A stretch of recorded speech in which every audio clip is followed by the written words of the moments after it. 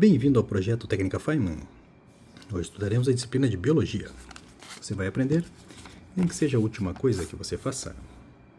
Hoje estudaremos, então, a bioquímica. A bioquímica, temos alguns conceitos para sabermos. Com relação aos compostos orgânicos, são conhecidos como CHOMPs. E os compostos inorgânicos são, basicamente, o cálcio, o magnésio, o fosfato e outros. Com relação ao metabolismo, o metabolismo basicamente é o conjunto de reações bioquímicas que poderão ser anabólicas. As anabólicas são a construção e as catabólicas são a destruição. A homeostase é definida como a capacidade do corpo humano em estabilizar qualquer distúrbio. Isso é homeostase.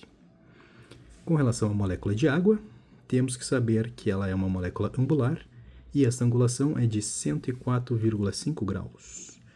A molécula de água, ela é capaz de promover pontes de hidrogênio e também o aumento da temperatura promove a dilatação e a diminuição da temperatura promove a contração. Contudo, entre 4 e 0 graus, ocorrerá o fenômeno de dilatação.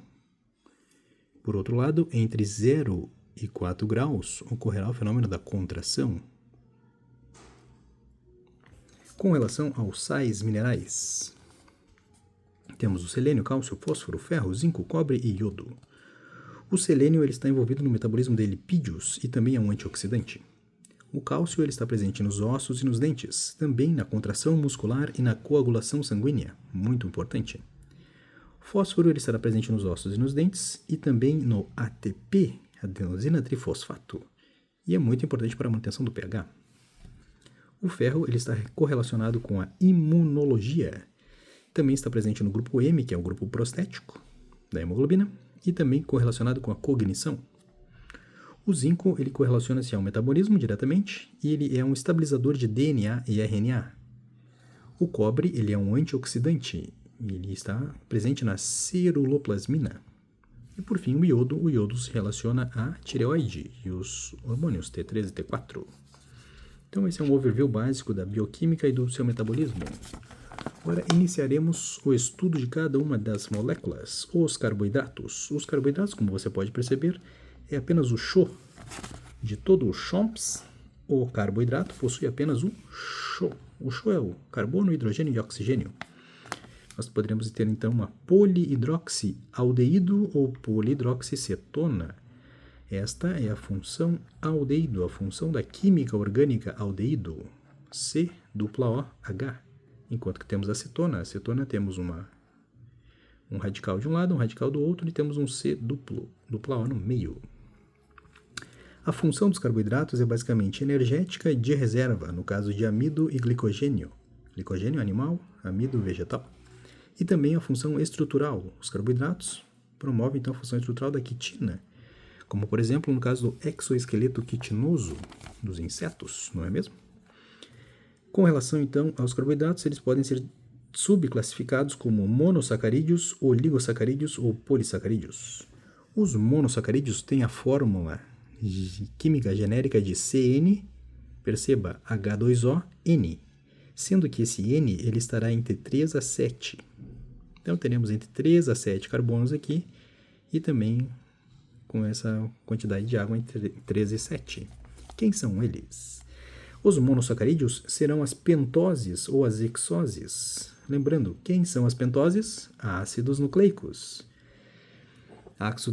Ácido desoxirribonucleico e o ácido ribonucleico. A diferença entre eles é que um terá um desoxi e o outro não terá essa desoxi na pentose. Pentose, então, 5 carbonos. Enquanto que as hexoses são as moléculas de glicose, frutose e galactose. Perceba, não é tão diferente assim uma glicose de um DNA, uma frutose. Eles são, pelo menos com relação aos carboidratos, ao monossacarídeo que o compõe, um é pentose e o outro é hexose. Interessante, não é mesmo? A forma dextrógera, que é do carbono quiral, aquele que tem 4 ligantes diferentes, é a predominante, no caso dos monossacarídeos, no caso dos carboidratos. Uma informação muito relevante. Os monossacarídeos são açúcares redutores, todos eles.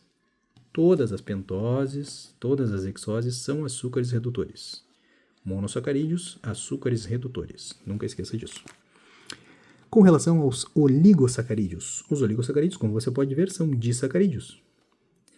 São disacarídeos através de uma ligação glicosídica e liberação de água. É isso que acontece. Quando você promove a ligação glicosídica de 2 sacarídeos, você libera água. Quem são os oligosacarídeos? Temos a sacarose, a lactose e a maltose e a celulose. Perceba, a sacarose ela é nada mais nada menos do que uma glicose mais uma frutose. São 2 hexoses ligadas, por isso é um disacarídeo. Uma glicose mais uma frutose é equivalente a uma sacarose. E a observação é a seguinte: a sacarose é o oligosacarídeo, o único oligosacarídeo que não é açúcar redutor, devido à sua ligação alfa-1,2, que causa um impedimento estérico. Ela não tem capacidade de reduzir. Por isso, então, de todos os oligosacarídeos, a sacarose, que é a composição de glicose mais frutose, é o único deles que não é açúcar redutor. Continuando, a lactose será, então, um disacarídeo composto por glicose mais galactose. Glicose mais galactose, 2 hexoses. 2 monossacarídeos ligados formam um disacarídeo. Se for uma glicose e galactose, estaremos diante da lactose. Perceba, lac tem galac. Simples assim. Por fim, a maltose ou a celulose é aquele que será composto por 2 glicoses. Simples, não é mesmo? Então basta você saber que a frutose não é redutor. A fru não é redutor. Se tiver fru, não é redutor. Ou seja, a sacarose não é açúcar redutor. Todo o resto é açúcar redutor. Por fim, estudaremos então os polissacarídeos. A fórmula genérica de um polissacarídeo é C6H10O5N. E também os polissacarídeos, assim como a sacarose, perceba, sacarose, polissacarídeo. Enfim, não são açúcares redutores, pois eles são apenas estruturais, no caso da celulose e da quitina. A quitina é aquela que comporá a parede celular dos fungos. A função do polissacarídeo é tão somente energética, glicogênio ou amido. E com relação ao amido, ainda será possível as expressões de amilose e amilopectina. Então, essas são o estudo dos carboidratos com relação à bioquímica e ao estudo inicial do seu metabolismo.